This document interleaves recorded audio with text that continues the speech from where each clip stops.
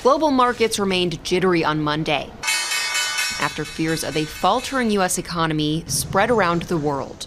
This was expected. All started with international and global cues and the fear of recession to some extent.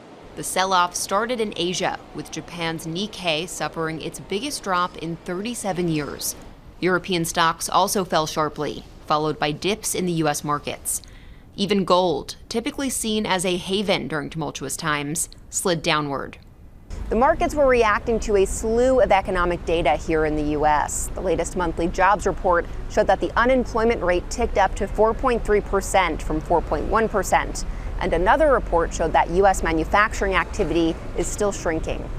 While the numbers set off some alarm bells, it hasn't totally changed the outlook on Wall Street, in part because interest rates are expected to go down soon, like they have in Canada. We expect better things in the global economy and the U.S. economy after we see some rate cuts from the Fed. And another expert says the average investor shouldn't make any sudden moves.